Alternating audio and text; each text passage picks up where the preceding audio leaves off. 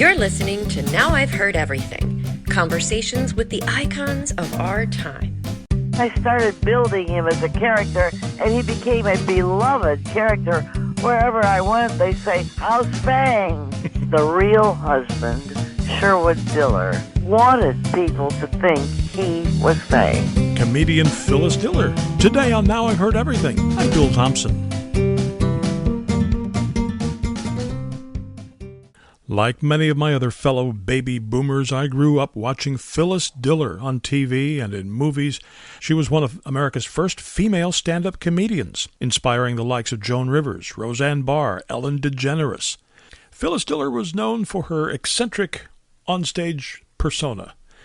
The wild clothes, the wild hair, the self-deprecating humor, the cigarette in a long holder, and those stories about her long-suffering husband, whom she nicknamed Fang.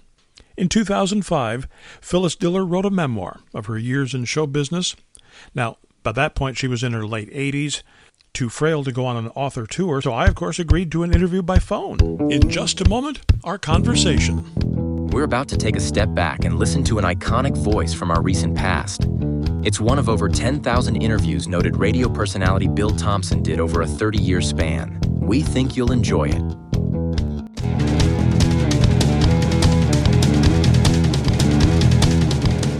So here now, from 2005, Phyllis Diller. What a delightful book, I have to tell you. I have thoroughly enjoyed reading your book. Well, I'm so glad you read it, Bill. Well, are you kidding? And I know you've been my idol since childhood. I mean, I grew up with you. Well, of course you grew up with me, and you were a little baby boy when I started. In fact, in a few days, on March 7th, I will celebrate my 50th year in show business. That is incredible. Does it seem like it's been that long? It seems like just a moment. I swear. It just flew past. What an incredible career you've had. And I just could not stop reading this book. It's just, you tore me right along from one page to the next. Oh, I'm so glad to hear that. They call that a page turner. Yes. That's what I want. I'd like to be on the best-selling list. I was getting blisters on my fingers. Bill, you're my kind of reader. Now, this isn't your first book, though, right? No, but it's my first real book. The others were all what they call non-books. They were just funny. Mm-hmm. For entertainment only. So what made you decide to write this kind of book? I've been begged all during my career. From the very beginning, people said, "Oh, you've got to write a book. Got to write a book." And I put it off all those years. I really, really wasn't that anxious to bare my soul. But now's the right time? Well, it doesn't matter now. I'm 88 and the devil take the hindmost. Bless your heart. I mean, so many places in this book, it just seems like you were in, or maybe I should say you put yourself in the right place at the right time. What about that? I'm very much aware of what you're talking about, where I met Jack Parr and was a huge hit the very first time on the show, which is important. Because if you aren't a hit your first time, you're not on again. Mm-hmm. And then I hit the Ed Sullivan show just when it was hot, and he happened to like me. Phyllis Diller. So let's bring her on here with a very nice one. Phyllis, Thank you very much. I'm so delighted to be here tonight, but I'm certainly glad that Thanksgiving is over. Because when I'm around food, I'm in trouble. I just can't tell you how bad it is. Do you know what they call my kitchen? The disaster area. It's either flooded or on fire. And then Bob Hope came along and fell in love with me, even though he saw me bombing in a dreadful little club. It's right here in Washington, D.C., where I'm sitting. Oh, my dear, and I love your big, wonderful city. But, boy, I was playing a dive. I think it's still there, actually. You're kidding. That's probably a bomb shelter or something now, I think. I hope so. But see, this is the thing. People see, the great big star, Phyllis Diller, and they don't realize that you weren't always a great big star. That took an awful lot of hard work to get there. Oh, boy, it took a lot of hard work, and I was always devoted to my art, meaning stand-up comedy and funniness. I was devoted to comedy and what's funny, and I studied right till the last minute of the last show. I was always looking for a new funny line. And it's important for people to keep in mind, as it's easy to forget now, you were the first. You were really the first female stand-up comic. I mean, there were no role models for you to look to. Well, there were a few people. There was one especially, Pat Carroll, I believe her name was. Oh, yes. Yes, and she was on television a little bit early, and she was a great inspiration. But she didn't do enough to become a role model. She just did a few television and club work. In other words, I became international. Mm-hmm. Oh, and very quickly, too. Well, I played all of Canada, all of Australia, and I played in England and all of this country, which means I covered the map. Wow. Now, one chapter of your book is called The Truth About Fang. Yes. And do you think that one of the things that is the truth about Fang that people don't realize is that your husband was not Fang? No. Fang was a mythical character which was invented in the very beginning when I used to come out and ad-lib, looking for material, trying out new material, winging it every night in the small clubs. And Fang was an ad-lib, and I realized I was onto something wonderful. Well, at first you called him Old Fang Face, right? That was right. That's right. But then I started building him as a character, and he became a beloved character all over America. Wherever I went, they say, "How's Fang?" Well, it's interesting. I remember when I was a boy thinking, well, gosh, doesn't her real husband get mad that she's saying all those things about him? It's a funny thing. The real husband, Sherwood Diller, wanted people to think he was Fang. He enjoyed. He'd go into a bar and say, "I'm Fang." Isn't that terrible? Didn't you say in the book that he even got a letter addressed to him once, and all it was addressed to was Fang? And You're right. And he got the letter? He got the letter in St. Louis, and there was no address. It just said Fang. I think that's pretty interesting. Now, I have to say, you are very candid in your book about your relationship with Sherwood Diller. He was, I guess, not exactly the ideal husband. Well, he couldn't have been worse. Oh, yes, he could. He could have been worse. He never used foul language, or he was never mean to the kids, and he was never. No, he was from a very highbrow family. It's just that he was not okay in the head. He was some kind of little off someplace. There was a loose wire or a loose screw someplace. He couldn't help the way he was, and he could not make a living. Yeah, wasn't there 1 year you said he had 17 different jobs in 1 year? Well, that'll give you an idea. Now, I didn't know this either. It was his idea for you to get into show business to begin with? Well, that's it. I'm deeply indebted to Sherwood Diller. He kept nagging me and saying, "You've got to become a comic." Because, you see, I was really actually doing it in an amateur way in the little town of Alameda. In other words, everyone who wanted an entertainment would call me, and I would go there.